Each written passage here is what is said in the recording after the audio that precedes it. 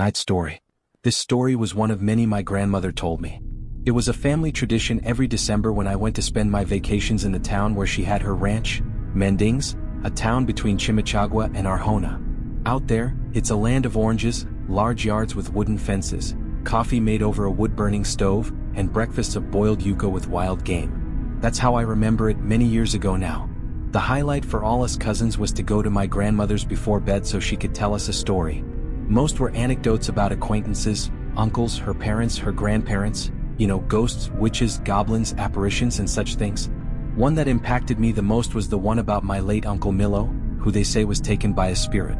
My grandmother told us that back in the day when her sons were young, it was common in that town for men to like going out hunting. That is a task that requires care and respect because it's not just about heading into the woods to find an animal to catch. The hunter has his secrets and has to know very well where he steps and where he goes, or else he could have a very bad time, not only with dangerous animals but also with spiritual encounters. My uncle was known as a good night hunter, a specialist you could say in catching wild rabbits. He would leave around 7 p.m. and return in the early morning with his prey tied to the side of his horse's saddle. One night, quite late, the man went out on his horse, accompanied by 2 dogs that helped him on his outings. Those animals, they say, were quiet, stealthy, and had a good sense of smell for finding good prey. He had the habit of commending himself with Psalm 91 before going hunting. However, that time, because he was in a hurry and it was late, he remembered the prayer when he was already deep into the woods on his horse.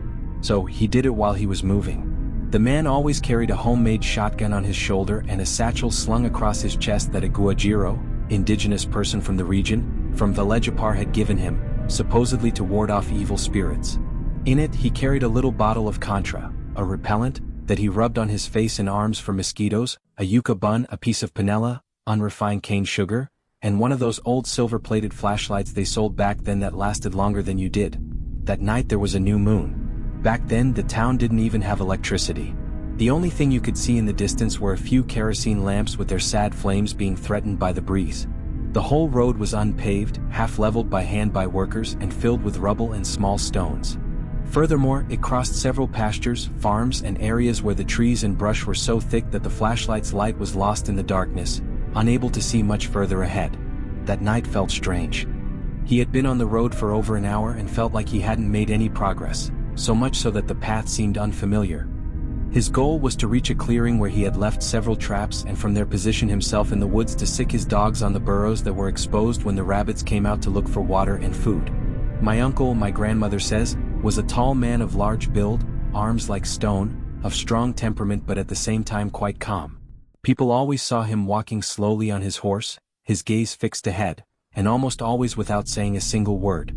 He wasn't afraid of anything, they said. He would face any danger. However, that time something was unsettling him and making him move his eyes from side to side, as if sensing a strange presence following him from the darkness of the woods. The dogs were also more anxious than usual. Every now and then they would stop, lift their heads looking from side to side, and the hair on their backs would stand up.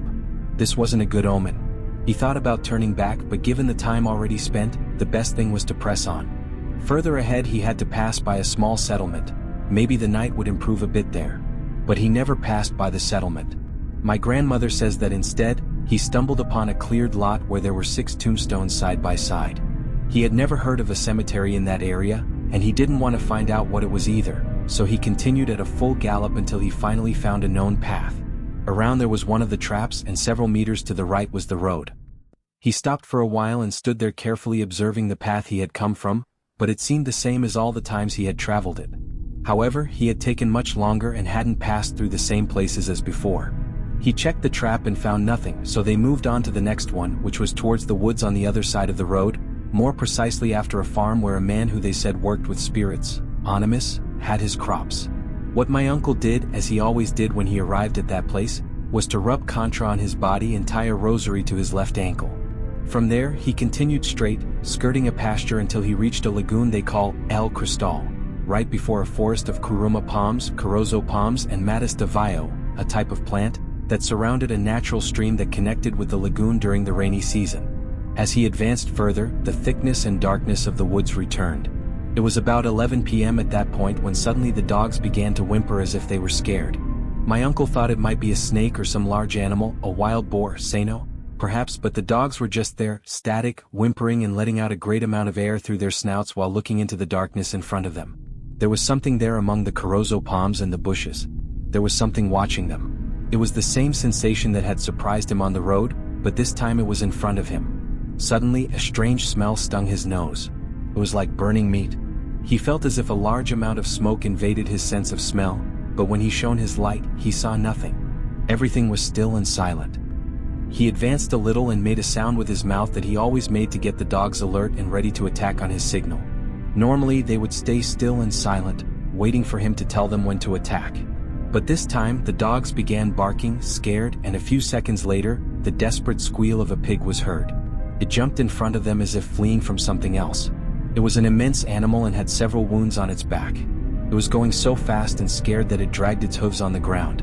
When it saw my uncle in front of it, it bounced several meters, turned to the right and kept running.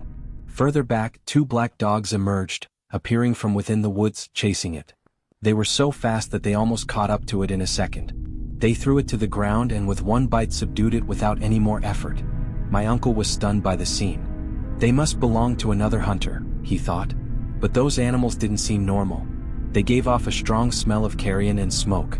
He was several steps away, yet they acted as if they ignored his presence.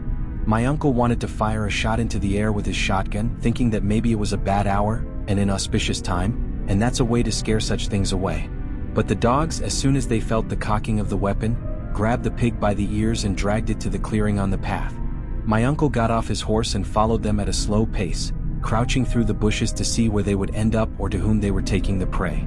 That's how he encountered that man for the first time. My uncle was about 20 meters away, hidden behind the palms, when he saw the dog stop in front of a small man, no more than 70 centimeters, about 2 feet 3 inches, tall with black skin, bald and bearded. They say the beard reached down past his waist. He was barefoot, and from where he was, by the light of the moon, he could see his eyes, which were completely white. The individual remained there with the dogs for about 5 seconds. Then he sicked the 2 beasts with a grunt that made the trees shake, and they ran off, dragging the pig the entire way. Only the dust and the trail of blood from the now dying animal remained. The most impressive thing, my uncle recounted, was that the little man ran at the same speed as the 2 enormous dogs that accompanied him. But the story doesn't end there. When my uncle went back to look for his horse and his 2 dogs, he found all 3 of them with their legs tied together with a piece of sackcloth covering them, and 3 black snakes torn to pieces in front of them. Scared, he untied them as fast as he could and headed back home at a full gallop, a journey that took him almost the entire early morning to complete. When he crossed the gate of the patio fence around 6 a.m., my grandmother, alarmed, stopped him before he fell off the horse. He was burning with fever, without his shotgun or satchel, with a snake bite on his leg that he didn't know when he got. That was a warning that he could not go back into that zone. A more experienced man told him later that the owner of the apparition was actually hunting him, but when it found the pig, it changed prey. But the act of tying up the animals and leaving 3 dead snakes on the path was a death threat. Curiously, my uncle disappeared in that same area almost 8 years later. He went out with a cousin to hunt, and they saw an armadillo rolling down a hill. They wanted to catch it, but every time they had it near and the animal seemed tired, it would suddenly regain strength and run again. They had it like that, walking through the entire woods for about 3 hours. At one point, the cousin who witnessed everything says he felt something pull his foot in the middle of the woods and dragged him along the ground. From there, the armadillo crossed the road, and my uncle was right behind it in the middle of the chase. He almost reached it, but when the cousin got up to look for him, he couldn't find him anymore. My uncle was missing for almost 3 days until they found him near an old cemetery on a path that nobody used, several kilometers from where he usually went hunting. They found the body next to some tombstones, with his limbs broken as if someone or something with tremendous strength had beaten him to a pulp.